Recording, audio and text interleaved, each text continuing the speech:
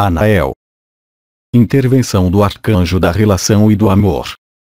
À medida que suas vibrações se elevarem, à medida que você viver as esferas da unidade, à medida que você penetrar na transparência, é preciso admitir e compreender que muitas pessoas que faziam parte de seu ambiente anterior não conseguem mais suportá-lo.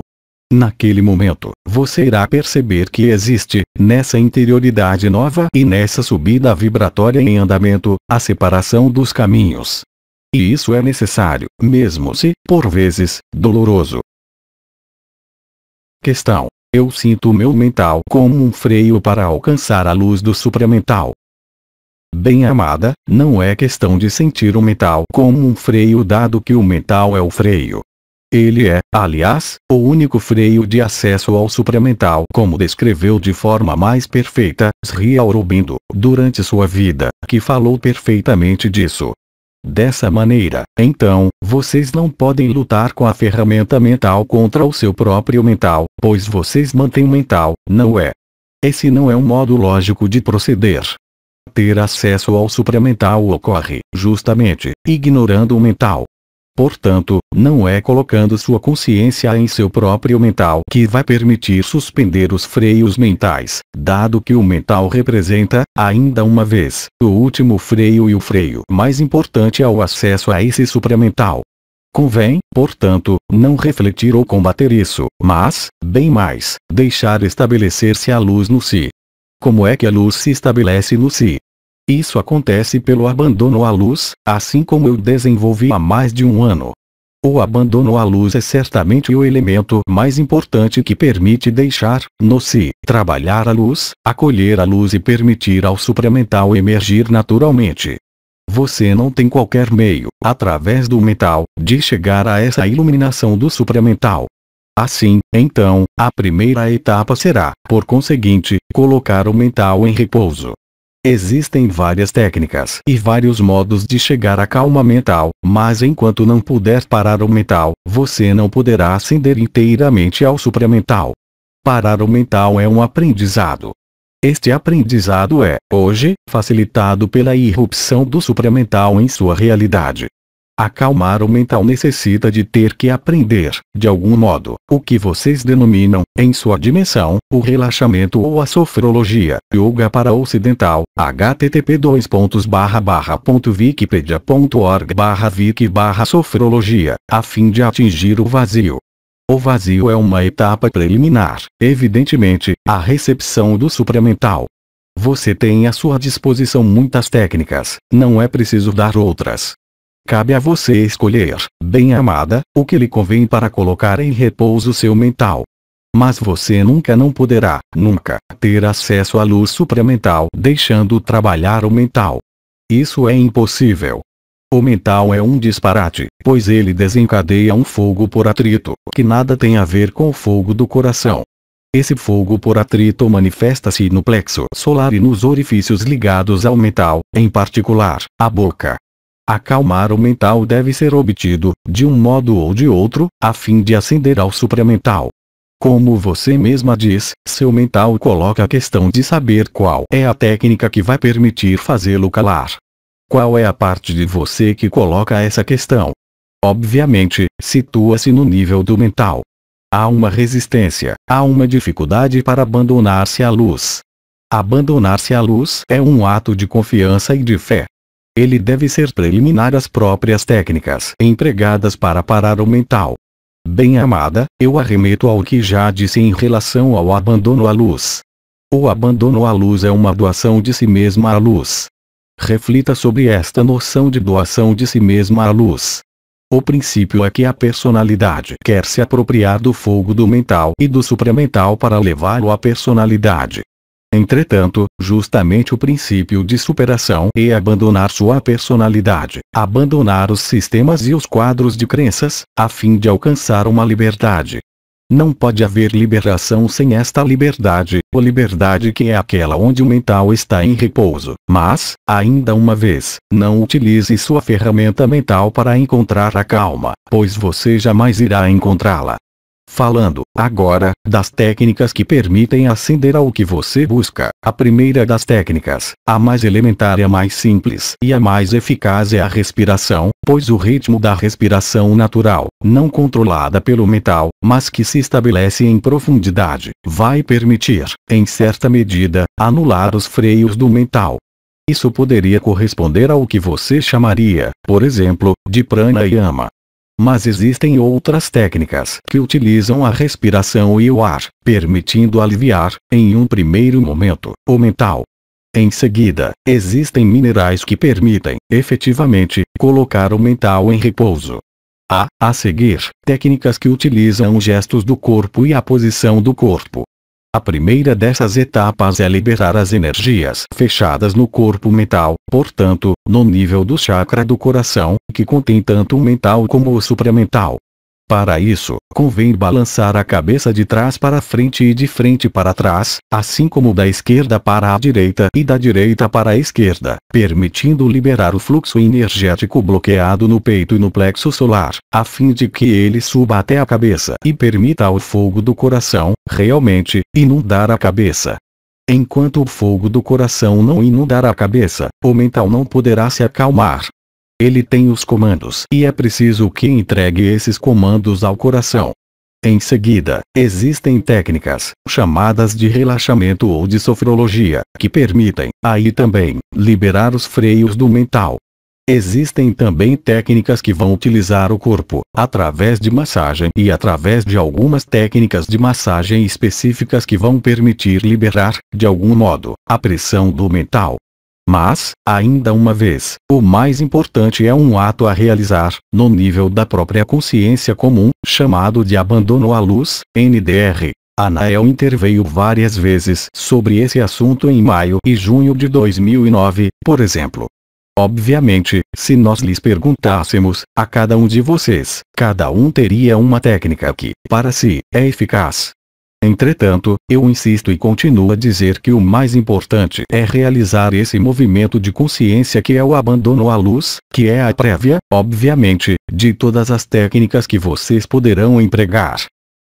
Questão: a prática das sílabas sagradas, od, er, in, is, al, e repetir a frase eu acolho a luz crística na unidade e na verdade poderiam ser um antídoto a esse mental.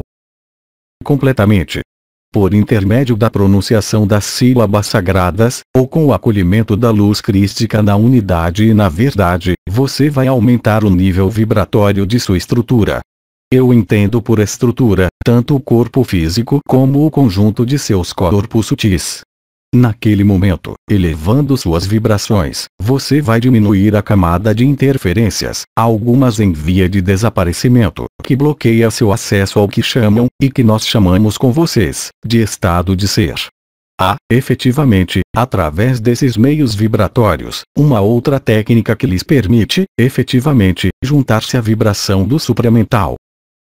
Questão: não se sentir no lugar pode ser um freio ao abandono à luz? Sim. Muitos seres, hoje, sentem o impulso para mudar.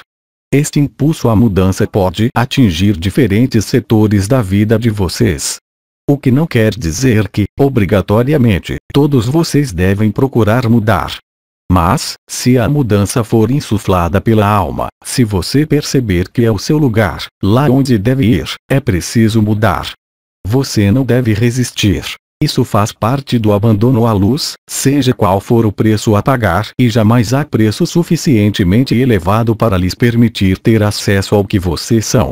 Para alguns, isso pode ser uma mudança de lugar, para outros, isso pode ser uma mudança de situação. Não se esqueçam de que se vocês seguirem as linhas de menor resistência em relação à mudança instilada pela alma, tudo será facilitado em seu caminho. Vão para o sentido da evidência, vão para o sentido da facilidade e vocês irão encontrar, obviamente, o abandono à luz. Isso, aliás, faz parte do abandono à luz. Estejam cientes de que alguns seres mantêm situações, quer seja com outros seres, quer seja com lugares, quer seja com atividades profissionais ou pessoais, que não os colocam na alegria e que se sentem obrigados a continuar essas atividades ou nesses lugares, mesmo sua alma instilando-lhes esse pedido de mudança. Há, portanto, nesse caso, realmente uma resistência à luz. Vocês têm, todos vocês, as capacidades para perceber, de maneira direta, o que é resistência e o que é facilitação. Se forem no sentido da facilitação, tudo lhe será realmente facilitado, no nível vibratório, no nível das decisões que colocaram, que irão se atualizar de maneira extremamente rápida. Se forem no sentido da resistência, naquele momento, vocês irão constatar que tudo irá se tornar cada vez mais difícil, cada vez mais pesado, no nível das circunstâncias do que vocês quiserem manter, para com tudo e contra tudo, no próprio nível de suas vibrações. Você irá sentir, assim como descreveu, cara amiga, esta noção de não estar em seu lugar. É preciso, imperativamente, estar no seu lugar para encontrar seu ser interior. Obviamente, as circunstâncias externas não são suficientes, mas, entretanto, são por vezes uma prévia necessária ao estabelecimento de seu estado de ser. Os sinais intervêm a partir do momento em que a decisão é tomada, e não antes. É preciso soltar antes de obter as respostas. Você não pode obter as respostas antes de ter soltado, e isso é válido em todos os setores de sua vida. Não pode ser de outro modo. Você deve de início demonstrar o abandono, a fim de que a dádiva da luz venha a você. Você não pode obter a luz enquanto estiver na resistência e enquanto estiver no fato de não querer soltar. Portanto, não espere pelos sinais. Alguns os têm, anteriormente, mas, entretanto, eles sempre resistem. A partir do momento em que as decisões são tomadas, os sinais chegam, pois a luz, lembre-se, é inteligência e a inteligência da luz é também a de guiá-los, para lá onde vocês devem ir, para lá onde vocês devem estar, a fim de realizar a luz em vocês. Questão: por que ter ouvido o som se no ouvido esquerdo e depois, agora, no direito? Existe, no que é chamado de Antakarana, ou seja, a ponte de luz que une a personalidade e a alma, assim como a personalidade inferior ao espírito, uma série de sons que refletem o que é chamado, nas tradições orientais, de siddhis ou poderes da alma.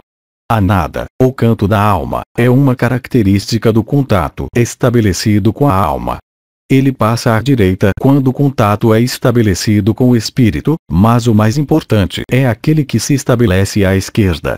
Alguns o vivem de modo bilateral, por vezes, em alternância à direita e à esquerda.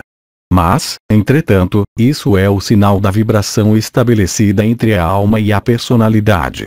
Aliás, se você prestar atenção nesse som, poderá perceber que ele é modulado em função de suas decisões, em função de seus atos.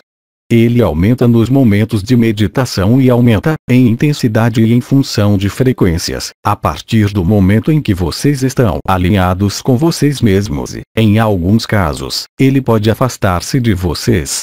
Ele se afasta quando vocês estão fora de seu eixo ou quando vocês se afastam de seu eixo. Entretanto, convém também saber que esse som se modifica em função de influências ligadas ao Sol e ligadas ao cosmos que não são, portanto, dependentes de suas atividades humanas. Convém localizar os momentos e estarem atentos ao momento em que esses sons se modulam, se amplificam e aumentam de frequência porque, naquele momento, vão refletir uma passagem em sincronia e um afluxo energético específico que convém respeitarem, acolherem, se possível, parando o que estiverem fazendo. Questão: o que chamamos de silêncio interior é a parada desse som. Sim, que passa de início por uma fase prévia, de aumento e de amplificação que assinala o alinhamento com seu estado de ser. Naquele momento, e pelos movimentos da cabeça, como foi comunicado por Sri Aurobindo, você vai poder encontrar os vits da consciência e, portanto, encontrar o silêncio interior. O silêncio interior não é o vazio. O silêncio interior é os vits da consciência que permite fazer silêncio no nível da personalidade. Mas o vazio da personalidade não é o vazio. Ele corresponde à plenitude do estado de ser. É esse processo que está em operação através, primeiramente, da amplificação e do aumento de frequências dos sons e que conduz, a um dado momento, aos vits da consciência, ao silêncio interior e ao derramamento da energia supramental em seu corpo de personalidade. Questão: De onde vêm minhas dores na cabeça e na nuca durante os protocolos, em particular associadas ao balanço da cabeça? A partir do momento, bem-amada, em que os movimentos da cabeça forem realizados, eles permitem colocar em movimento o que é chamado de glândula iniciática, a alta major. Esta glândula, situada no nível do seio carotídeo, é aquela que permite a modificação e que permite, de algum modo, a recepção do supramental. Há a recepção do supramental, na cabeça, chamada também de Shakti. Mas há também ativação do supramental, em você mesma, no coração. A passagem de um ao outro é favorecida por esse movimento da cabeça. Obviamente, é lógico sentir, naquele momento, um aumento da coroa radiante da cabeça. Alguns vão sentir, em outros lugares, um aumento da coroa radiante do coração. Isso funciona e corresponde ao mesmo processo. Esse processo é, portanto, a ativação, bem real, desse modo de conexão com o supramental, em você mesma, e em relação ao supramental que é retransmitido pelas forças galácticas. Questão: sangrar no nariz, depois de um protocolo, é também isso? Completamente. A perfuração do pavimento das fossas nasais é, aliás, o sinal de abertura da conexão com a alma. Isso corresponde, frequentemente, ao sangramento, a filamentos de sangue, ocorrendo na narina esquerda. Eles refletem a ativação, justamente, do Antakarana, da nada e do Siddhis. Questão: eu sempre ouço o som se à direita. Ao que isso corresponde? Isso, desta vez, não é uma inversão.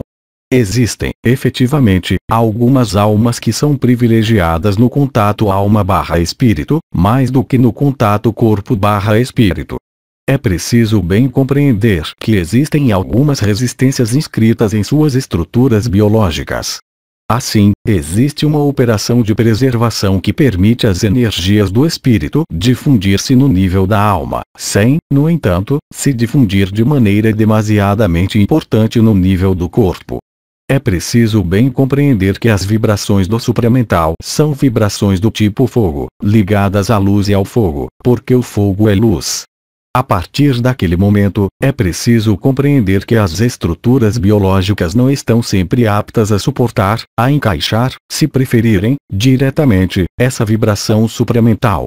Naquele caso, e nesses casos específicos em que as estruturas do corpo podem ser por vezes deficientes, há uma medida de proteção que consiste em derivar as energias do espírito, não no nível do corpo, mas diretamente no nível da alma, o que é o caso quando o Antakarana, quando a nada, é ouvida do lado direito e não do lado esquerdo, de maneira constante. Questão: não poder exprimir o que eu vivo com meus parentes me dá por vezes a impressão de funcionar na dualidade. Bem-amado, tire esses pensamentos de sua cabeça. Como você quer exprimir o que você vive interiormente para alguém que não vive isso? Você vai colocá-lo em confronto, em oposição e deixá-lo francamente irritado. Aí, você iria chegar ao resultado oposto do que deseja. São, efetivamente, processos vibratórios e energéticos que seus familiares não podem entender, pois isso os colocaria fora deles. Não podendo conhecer isso, não podendo vivê-lo, isso os colocaria em oposição, em confrontação e reforçaria sua própria dualidade e iria colocá-lo, você mesmo, em circunstâncias aí, em posição de dualidade. Isso quer dizer que o que você não pode compartilhar está associado, de fato, à sua sabedoria. Contentem-se em ser, mas não falem do que vocês vivem, senão vocês correm o risco de colocá-los em oposição e em contradição e vocês ali iriam ter perda de energia e de consciência. Somente alguns seres estão habilitados a falar, por sua posição, do que eles vivem, não para confrontar, mas para aumentar o fogo, por atrito, existente em meio a esses seres que se opõem na revelação da luz. Bem-amado, a atmosfera vibratória que você emite é a seguinte: à medida que suas vibrações se elevarem, à medida que você viver as esferas da unidade, à medida que você penetrar na transparência, é preciso admitir e compreender que muitas pessoas que faziam parte de seu ambiente anterior não conseguem mais suportá-lo. Naquele momento, você irá perceber que existe, nessa interioridade nova e nessa subida vibratória em andamento, a separação dos caminhos.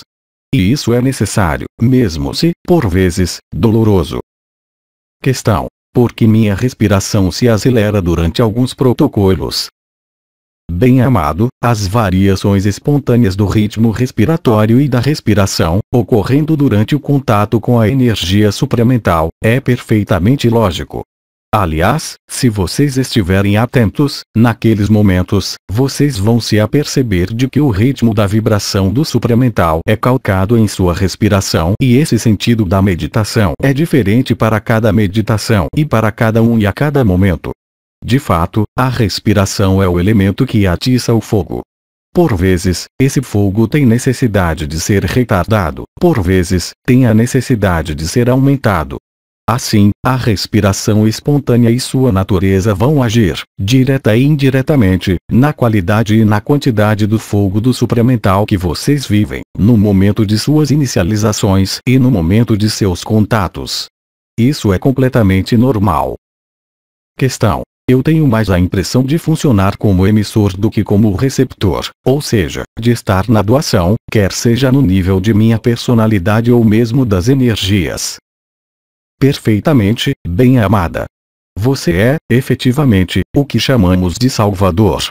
Um salvador é alguém que deve se desembaraçar dessa necessidade de ajudar os outros a fim de se voltar para si.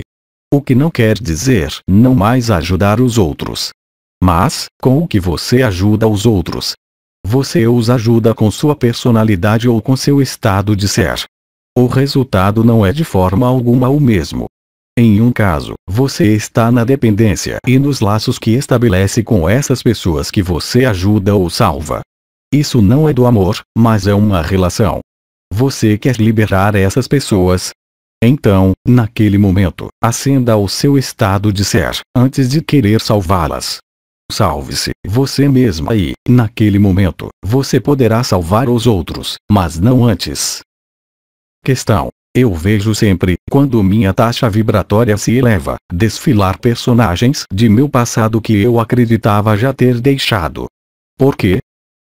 Bem-amada, assim como muitos de vocês descobrem hoje e vivem no plano vibratório, o que você chama de família, o que chama de relações, o que chama de afetivo, apenas representou, frequentemente, em suas vidas, relações e pesos, muito mais do que levezas. Isso não está ligado, propriamente falando, à família, mas à concepção que há nesta dimensão, assim como no nível das relações energéticas e das egrégoras que foram criadas nas famílias e das egrégoras que vocês constituem, mesmo com suas companheiras e seus companheiros. A maior parte das relações humanas é fundamentada na dualidade. Elas são baseadas na permuta, elas não são baseadas na doação. Elas são baseadas na subordinação e na perda de liberdade. Assim funcionam 99% das relações humanas. Hoje, vocês descobrem que podem sentir e viver certa forma de liberação, afastando-se, em um primeiro momento, do que vocês chamam de família, de companheiro, de companheira, etc. De fato, isso é necessário. É preciso, literalmente, romper os laços. Então, efetivamente, quando vocês se elevam na vibração, vocês se apercebem de que, por vezes, alguns laços ainda estão aí. Obviamente, o laço não pode se dissolver no período de algumas semanas.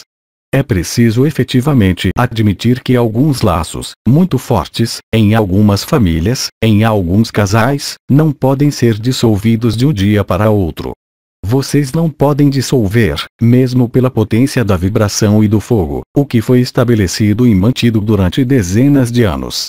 Compreenda bem que sua liberação e sua liberdade passam, não pela recusa da família ou do companheiro, mas, verdadeiramente, por uma liberação energética do que os mantinha na subordinação.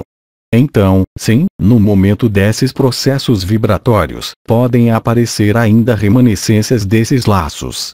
Eles estão se dissolvendo, porque a matriz se dissolve e porque as franjas de interferência se dissolvem. Tudo que mantém as relações e, portanto, a materialidade, tudo que mantém as adições, tudo que mantém sua ligação nesse plano está se destruindo, literalmente. cabe a vocês saberem aonde vocês querem ir. Mas há, aí, um processo muito lógico quando esses laços se manifestarem de novo durante as subidas vibratórias.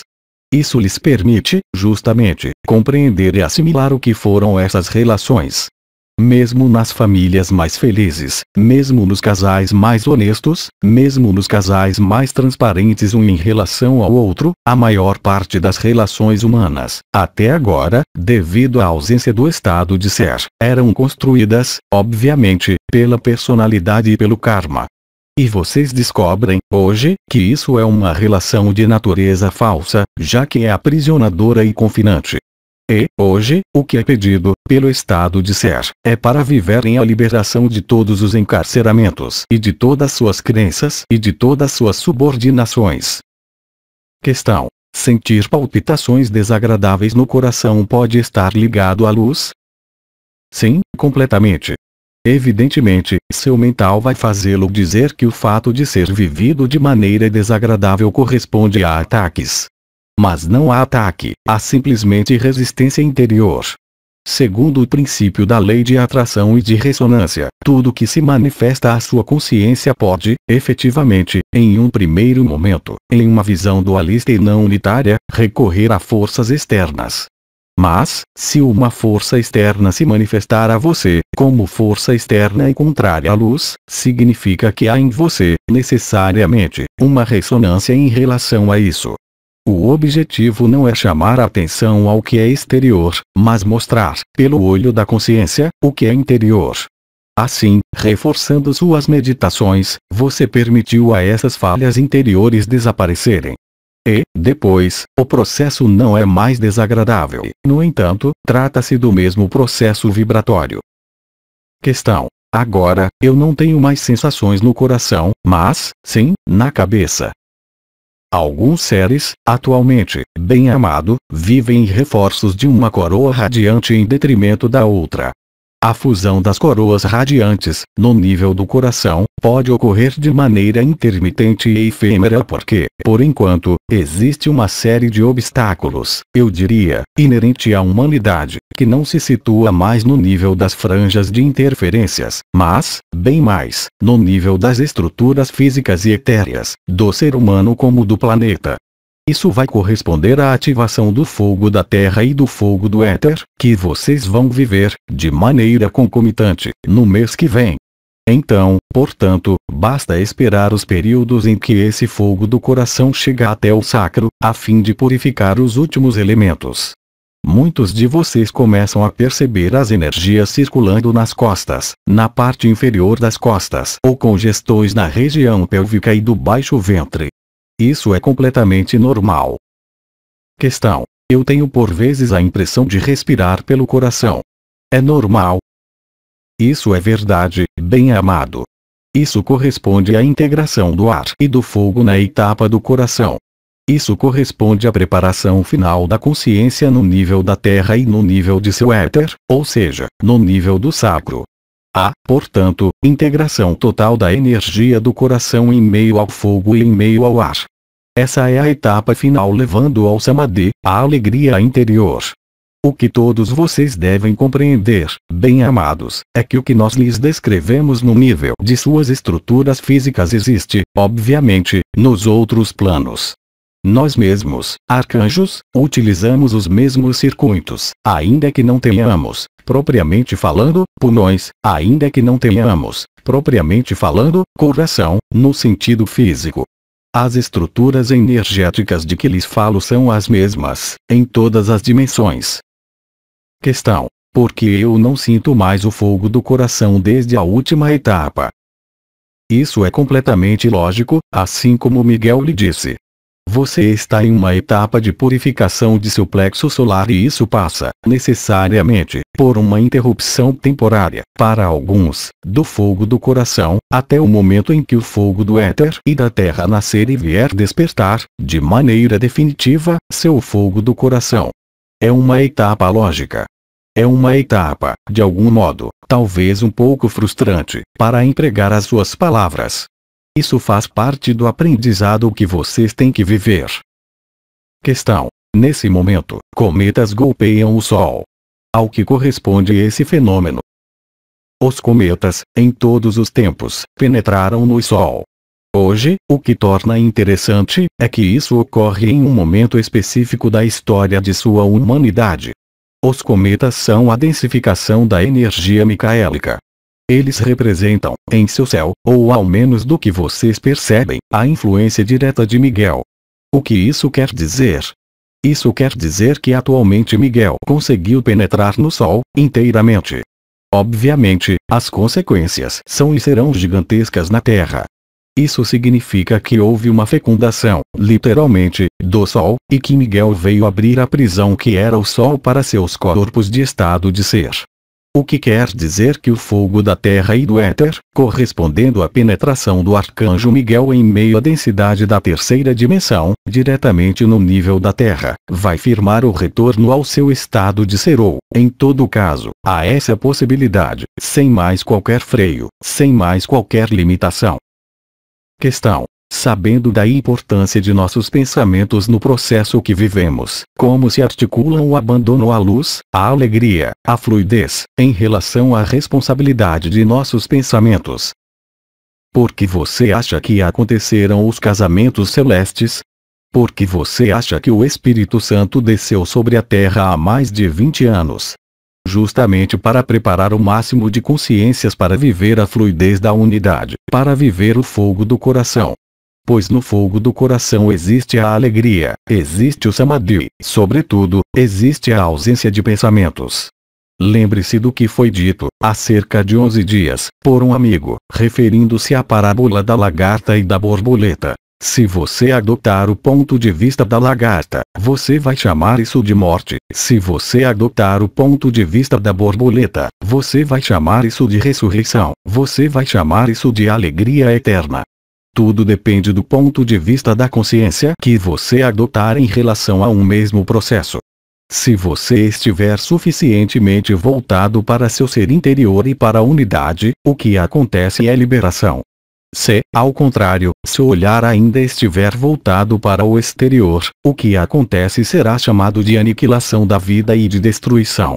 E, obviamente, naquele momento, o mundo do pensamento irá denominar isso apocalipse, destruição, obscuridade, morte, negatividade.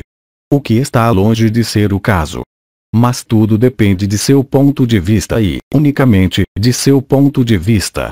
O que vem é liberação, o que vem é dissolução da ilusão. Mas, se você mesmo participar da ilusão, você irá viver a dissolução do que você é e você não poderá falar de alegria interior, você não poderá falar de samadhi, mas, bem mais, de sofrimento. Ainda uma vez, isso depende unicamente do ponto de vista de sua consciência. É por isso que foi necessário, assim como disse o arcanjo Miguel, que um máximo de seres humanos pudesse ter acesso às vibrações do fogo do coração antes de penetrar no fogo da terra e no fogo do éter. É o que vocês vão viver agora. A responsabilidade é aquela de manter seu nível de consciência alinhado à sua interioridade. É por isso que foi solicitado para se voltarem, o máximo possível, para seu ser interior. Isso não significa, muito pelo contrário, abandonar sua família, abandonar seus irmãos e suas irmãs, mas participar de maneira ativa, e não pela reação, de seu despertar. Progressivamente e à medida que vocês despertarem, vocês favorecem o despertar deles. Não é se compadecendo em meio ao sofrimento, não é agindo em meio ao sofrimento que vocês irão ajudá-los a encontrar sua dimensão de eternidade, mas, bem mais, encontrando a vocês mesmos e, unicamente, desse modo. Aos 3 dimensões, 15 de março de 2010. Transcrição: Zuma Peixinho. Versão do francês: Célia G. Mensagem atemporal.